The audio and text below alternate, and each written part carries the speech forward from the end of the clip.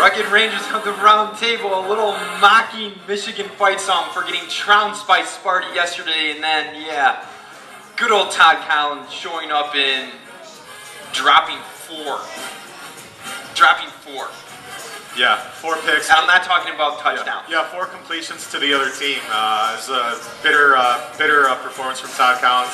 The journeyman backup quarterback. It's been a few years, I think 3 years since his last start. Started a playoff game actually for the Washington Redskins, and it's been a few years since he's taken the reps with the first team, and it showed today. And he couldn't even finish the game today. Caleb Haney had to come in and finish things off today for the beloved Bears. Thankfully, they had a big lead by that time. I'm frankly just a little bit surprised at some of the things that I saw from him, Pat, being as long as he's been an NFL quarterback since 1995, and granted, he's only actually started, Pat, 12 games, right?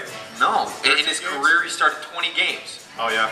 But in 1997, he started his most, and that was 13. How long ago was that? That was when I graduated high school. Wow, Jim, I was a freshman or a sophomore that year in 1997. And since that point, he started 3 games. Yeah. So can I really be that hard on him? I still say yes, because he's been in the NFL forever. Why in the world are you locking onto your targets when you know that is the first thing they teach defensive backs is watch the quarterback's eyes. Watch the quarterback's eyes. If he is staring somewhere, he's probably going to throw somewhere. You're exactly right. You know, I wasn't expecting a 300-yard game, 3 touchdowns, and, you know, throwing the ball over the field, but don't throw it 4 times to the other team, especially one in the end zone like that. That was pretty terrible, you know, from a veteran. We expect him to not turn the ball over. Yeah, Todd Collins, you know, it wasn't his best effort. It's probably not going to be starting any games anytime soon. You know, if Cutler does have to miss this next game, I would think Caleb Haney would get the start. I think you're right. What do you think about that? Yeah, I wasn't surprised that Haney came into the game today. But yeah, you know. Why did we even sign Todd Collins? It was an emergency move. You know, they needed that third. This is another thing, though, Pat. This is another thing we talked about in the preseason, leading up to the regular season, saying, "Hey, why don't the Bears go out and sign a legitimate backup quarterback? Because what happens if Jay Cutler goes down?" I think a lot of people wanted the Bears to sign Mark Bulger, who had been let go from the St. Louis Rams before they even drafted Sam Bradford, former Mike Martz disciple. But Baltimore signed him. Probably the Bears just, you know, being cheap. They didn't want to pay the money to Mark Bulger to be a backup, knowing Jay Cutler never missed an NFL game in his entire career. This is what I like about you.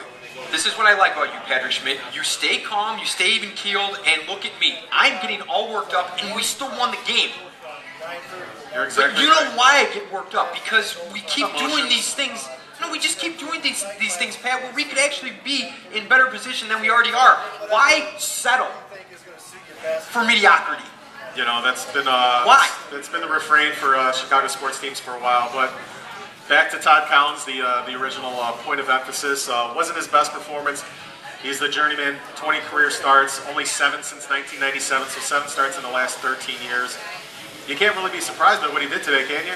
Why don't you tell some of these people about our tanking systems and the dunk tank in specific? It's our own motivational tool for underperforming Chicago athletes, performance-based.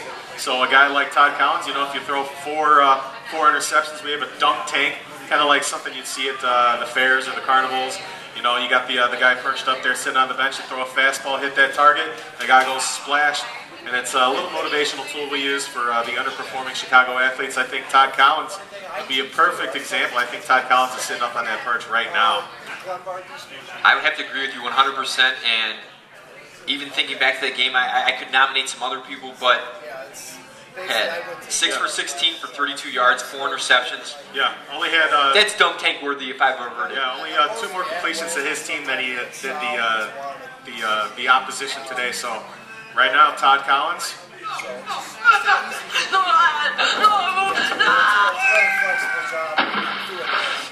Let's give him a double dunk. What do you say? We always do that anyway. We always do the double dunk.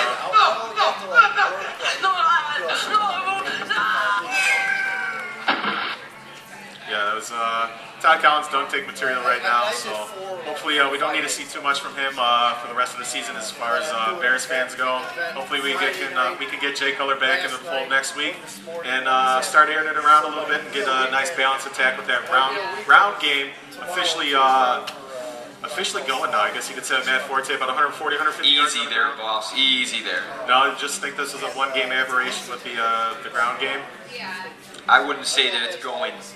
I would say that it's So you needed sputtering. You needed 250 yards out of Matt Forte before it was going.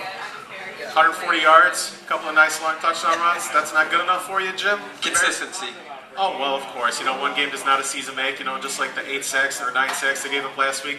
That wasn't going to happen every week. Just like, I'm not expecting Matt Forte to have 150 yards every week. But, hey, it was definitely encouraging. Can you agree with me there? Yes, we are the Rugged Rangers of the Roundtable, streaming to you live every Wednesday, but this one a special Sunday edition. Bears post-game live at the Brickhouse Tavern in Downers Grove. 40 TVs. Over 70 beers on Menu. tap. I know your favorite thing is the Yardbird, and I go back and forth between the hooked up big fish.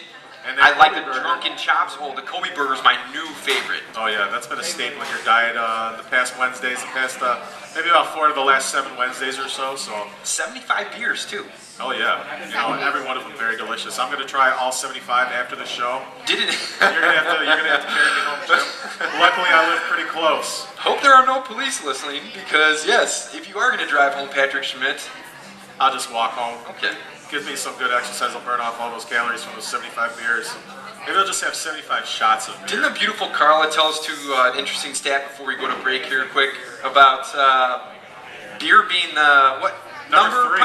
Number 3rd beverage in the entire earth, the entire world. Yeah, behind water and tea. Wow. Being a surprise number 2 there. Oh, Europe. I would have thought Diet Dr. Pepper. Really? Number 2. Yeah. Diet Dr. Pepper. Maybe with knee-high grape. I was thinking maybe a Diet Shasta cream soda, perhaps. All right, seriously, we're Anyways. getting all over the place here. We'll some more Bears talk in just a matter of mere moments, and we'll talk some more about this Bears-Brown game. Talk about some Lovie Smith coaching decisions. Why was Desmond Clark inactive? What'd you think about the defense? What'd you think about that Julius Peppers interception? Is Tommy Harris ever going to come back? Well, I'll give you my answer on the short side of this break. How about that?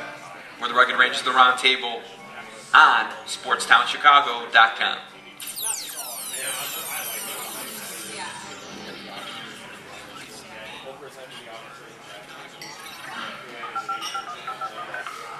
Hi, SportsTownChicago.com. Will this be for live air or podcast? Live. Would you like our Super